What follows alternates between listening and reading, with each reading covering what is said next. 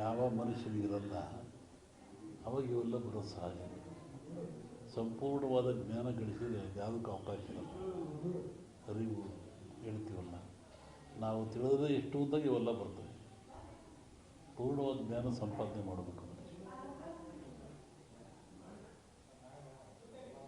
ಅರಿವಿನ ಕೊರತೆ.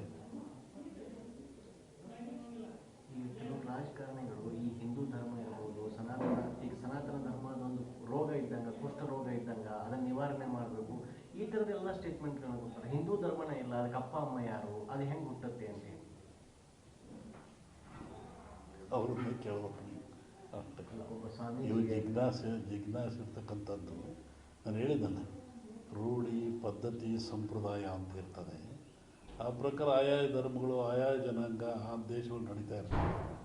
ಅದಕ್ಕೆ ಚ್ಯುತಿ ತರೋರು ಇದ್ದಾರೆ, ಚ್ಯುತಿ ತರದೇರು ಇದ್ದಾರೆ.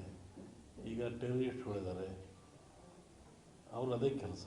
ಅದು ಬೇಡ ಅಂತ ಹೇಳಿದ್ರು ಅದೇ ಕೆಲಸ ಅವರಿಗೆ. ಅವ್ರು ಬೇಡ ಅದು ಬಿಡೋದಿಲ್ಲ. ಅಂದರೆ ಅವರೆಲ್ಲ ಧರ್ಮ ವಿರೋಧಿಗಳು ಅಂತಲ್ಲ. ಆಯಾ ಧರ್ಮದ ವ್ಯಾಮೋಹ ಜಾಸ್ತಿ ಆದಾಗ ಸಂಕುಚಿತ ಭಾವನೆಯಲ್ಲಿ ಇವೆಲ್ಲ ವ್ಯಕ್ತಪಡಿಸ್ತಾರೆ. ಈಗ ಸನಾತನ ಧರ್ಮವನ್ನು ಸಾಂಕ್ರಾಮಿಕ ರೋಗಕ್ಕೆ ಕಂಪೇರ್ ಮಾಡ್ತಾರಲ್ಲ, ಈಗ ಎಷ್ಟರ ಮಟ್ಟಿಗೆ ಸರಿ? ಅದೇ ಅವ್ರನ್ನೇ ಕೇಳಬೇಕು. ಒಬ್ಬ ಸ್ವಾಮೀಜಿಯಾಗಿ ಈಗ ಭಾರತ ಸನಾತನ ಧರ್ಮವನ್ನು ನಂಬ್ಕೊಂಡು ಬಂದವರು ನಾವೆಲ್ಲ, ಓದ್ದವರು ಹಿಂದೂ ಧರ್ಮ ಅಂತೇಳಿ. ಒಬ್ಬ ಸ್ವಾಮೀಜಿಯಾಗಿ ತಮ್ಮ ನಿಲುವೇನಂತ ಕೇಳ್ತೀವಿ. ಆಯಾಯ ಧರ್ಮ ಯಾವುದು ಶಾಂತಿ ನೆಮ್ಮದಿ ಕೊಡ್ತದೆ ಅದು ಆಚರಣೆ ಭಾಳ ಮುಖ್ಯ. ಹುಟ್ಟಿದ ಧರ್ಮ ಅಂದರೆ ನೆಮ್ಮದಿ ಬೇಕು, ಶಾಂತಿ ಬೇಕು, ಮನುಷ್ಯನಿಗೆ ನಿಜವಾದ ಒಂದು ಜ್ಞಾನ ಮೂಡಿಸ್ಬೇಕು. ಅದು ಸಿಕ್ಕಿನ ತೊಂದರೆ ಏನಿಲ್ಲ. ರಾಷ್ಟ್ರ ರಾಜಕಾರಣದಲ್ಲಿ ಕೆಲವೇ ತಿಂಗಳಲ್ಲಿ ಚುನಾವಣೆ ಬದಲಾವಣೆ ಆಗ್ಬೋದು. ಹೇಳಿದ ಅಲ್ಲೋಲ ಕಲ್ಲೋಲ ಆಗ್ತದೆ, ರಾಜಕೀಯ ಅಸ್ಥಿರ ಆಗ್ತದೆ. ಈ ಲೋಕಸಭಾ ಚುನಾವಣೆ ವೇಳೆನೇ ಆಗ್ತದೆ ಸ್ವಾಮೀಜಿ. ಈ ಸದ್ಯದ ಪರಿಸ್ಥಿತಿ ಮುಂದುವರಿಯೋದಲ್ಲ ಹಾಗಾದರೆ ಮುಂದಿನ ಲೋಕಸಭಾ ಚುನಾವಣೆ ನಂತರ? ನೋಡ್ತೀವಿ, ಹೇಳಿದ ಸತಿ ಹೇಳ್ತೀವಿ. ಅದ್ರ ಬಗ್ಗೆ ಇನ್ನೂ ಕಾಲ ಅವಕಾಶ ಇದೆ. ಡಿಸೆಂಬರ್ ವೇಳೆಗೆ ಚುನಾವಣೆ ಬರ್ತದೆ. ನಾವು ವಾಪಸ್ಸು ಊರಿಗೆ ಹೋಗ್ಬೇಕು. ಚುನಾವಣೆ ಪೂರ್ವದಲ್ಲಿ ಅಸ್ಥಿರತೆ ಯಾವ್ದಾರು ಹೇಳಿ ಅಪಾಯದೊಂದುಗಳಿಗೆ ಇಷ್ಟಪಡಲ್ಲ ನಾನು. ಒಳ್ಳೇದಾಗಲಿಲ್ಲ. ಈಗ ರಾಜ್ಯದಲ್ಲಿ ಅಸ್ಥಿರತೆ ಉಂಟಾಗ್ತಾ ಇದೆ ಅಂತ ಮುನ್ಸೂಚನೆ ಕಾಣ್ತಿದೆ. ಅವರವ್ರ ಸರ್ಕಾರದ ವಿರುದ್ಧ ಅವರವರೇ ಲೆಟರ್ ಬರೆಯೋದು, ಕಮಿಷನ್ ಜಾಸ್ತಿ. ಸಹಜವಾಗಿರೋದಲ್ರಿ, ಮನುಷ್ಯನಿಗೆ ಸಹಜವಾಗಿರೋದೇ ಅವನ್ನೇ ಇರೋದು. ಯಾರನ್ನೂ ತೃಪ್ತಿಪಡಿಸೋಕ್ಕಾಗಲ್ಲ. ಅವಾಗ ಅಸಹನೆಗಳು ಮೂಡ್ತವೆ. ಅಪ್ಪನ ವಾಪಸ್ ನಾವು ಊರಿಗೆ ಹೋಗ್ಬೇಕಂದ್ರಲ್ಲ, ಯಾವ ಅರ್ಥದೊಳಗೆ? ನೀವೇನೋ ಹೇಳಿ, ನಾವೇನೋ ಹೇಳಿ. ಅಲ್ಲ, ಈ ಹಿಂದೆ ಆ ಥರದ ಥ್ರೆಟ್ಗಳು ಬಂದಿದ್ವು? ಬರಲ್ಲ ಮಾಡ್ಕೊಳಲ್ಲ ಅಷ್ಟೇ. ನೀವೇನೋ ಹೋಗೋತ್ತಿಗೆ ಅಂತ ಸ್ಟಾರ್ಟ್ ಆಗ್ತದೆ. ಏನಾರು ಹೇಳಿ ಅದಕ್ಕೆ ಅವಕಾಶನೇ ಕೊಟ್ಟುಕೋಬಾರ್ದು ಅಷ್ಟೇ. ಆ ಥರ ಸಂದರ್ಭಗಳೇನಾದರೂ ಇಲ್ಲ, ಆಗೋದು ಬೇಡ ಅಷ್ಟೇ. ನೀವು ಸ್ವಲ್ಪ ಆ ಥರ ಹೇಳಿಕೆ ಕೊಟ್ಟರು ಚಲೋ. ಇಲ್ಲ, ಆ ಥರ ಹೇಳಿ ನಿಮ್ಮ ಭವಿಷ್ಯವನ್ನು ಎಲ್ಲರೂ ನೋಡ್ತಿರ್ತಾರೆ, ಕಾಯ್ತಿರ್ತಾರೆ, ಏನು ಹೇಳ್ತಿರ್ತಾರೆ ಅಂತೇಳಿ. ನೀವು ಮುಂದೆ ಹೇಳಿದ ನಂತರ ನಮಗೆ ಸಮಸ್ಯೆ. ಸಿದ್ಧಾಂತವೇ ಅದು, ಕಂಪ್ಲೀಟ್ ಸಿದ್ಧಾಂತನೇ ಅದು. ಅವ್ರು ಹೇಳುತ್ತಲೇ ಇರ್ತಾರೆ, ನಾವು ಊಟ ಮಾಡ್ತಲೇ ಇರಬೇಕು ಅಷ್ಟೇ. ಅದಕ್ಕೆ ಸಂಬಂಧ ಇಲ್ಲ ಅಷ್ಟೇ. ಧರ್ಮದ ವ್ಯಾಖ್ಯಾನವೇ ಬೇರೆ ಇದೆ. ಅವ್ರಿಗೆ ಅವ್ರು ಹೇಳಿದ್ರು, ಹಿಂದೂ ಧರ್ಮ ಯಾರು ಹುಟ್ಟಿಸಿದ್ರು ಅಂತ. ಸುಮ್ಮನೆ ಕೇಳ್ತಾರೆ, ನೋವಾಗಿದ್ದು ಕೇಳ್ತಾರೆ. ಅದಕ್ಕೆ ಪರಿಹಾರ ಎಲ್ಲರೂ ಹೇಳ್ಬೇಕು. ಏನು ನೋವಾಯಿತು, ಹೆಂಗಾಯಿತು, ಅವ್ರಿಗೆ ಯಾಕೆ ನೋವಾಯಿತು, ಧರ್ಮ ಎಲ್ಲಿ ಹುಟ್ಟಿತು ಹಂಗಾರದು. ತತ್ವಜ್ಞಾನದಲ್ಲಿ ಫೇರಿಂಗ್ ಥಿಯರಿ ಅಂತ ಬರುತ್ತೆ. ಧರ್ಮ ಹುಟ್ಟಿದ್ದೇ ಭಯದಿಂದ ಅಂತ. ಫಿಯರಿಂಗ್ ಧರ್ಮ ಭಯದಲ್ಲಿ. ಮನುಷ್ಯ ಮೊದಲು ನೀರು ನೋಡಿದ, ಹೆದರಿದ, ಕುಡ್ದ, ಖುಷಿ ಆಯ್ತು ಅವನಿಗೆ. ಬೆಂಕಿ ನೋಡಿದ, ಸುಡ್ತು, ಹೆದರಿದ, ಅದು ಬೇಯಿಸ್ಕೊಂಡು ತಿಂದ, ಖುಷಿ ಆಯ್ತು ಅವನಿಗೆ.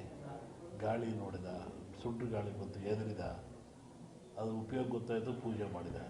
ಹಾಗೆ ಫಿಯರಿಂಗ್ ಥಿಯರಿ ಅಂತ ಯಾವುದು ಭಯ ಇದ್ದಾಗ ಅವರಿಗೆ ಗೊತ್ತಾಗೋದು ಪೂಜಿಸ್ತಾನೆ, ಇಲ್ಲ ಅದನ್ನು ವಿರೋಧ ಮಾಡ್ತಾನೆ. ಈ ತತ್ವಜ್ಞಾನ ಅವೆಲ್ಲ ಇರುವಂಥದ್ದೆಲ್ಲ ಅವರಿಗೆ ನೋವಾಗಿದೆ ಹೇಳಿರ್ತಾರೆ. ಆ ನೋವಾದಾಗ ನಾವು ಪ್ರತಿಭಟಿಸ್ಬೇಕು. ಅದು ಹೇಳ್ಬೇಕಾದ್ರೆ ಆ ವ್ಯಕ್ತಿಲಿ ಏನು ನೋವು ಇರಬೇಕಲ್ಲ.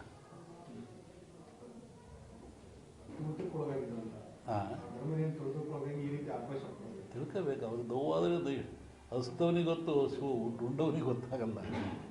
ಅದನ್ನು ಅವರೇ ಹೇಳ್ಬೇಕು, ಏನು ನೋವಾಯಿತು ನಿಮಗೆ, ಸಮಾಜಕ್ಕೆ ಹೇಳಿ. ಇಲ್ಲ ನಾವು ತಿಳ್ಕೋಬೇಕು, ಏನು ಹಿಂಗಾಗಿರ್ಬೋದಲ್ವೇ. 20 ದಿವಸ ಹಿಂದೆ ನಾನು ಧಾರವಾಡದಲ್ಲಿ ಹೇಳಿದ್ದೆ. ನಾನು ಈ ಥರ ಮಳೆ ಆಗುತ್ತೆ, ಭೂಮಿ ಕಂಪಿಸುತ್ತೆ, ಗುಡ್ಡಗಳು ಬೀಳ್ತವೆ, ಜನಗಳು ಸಾಯ್ತಾರೆ,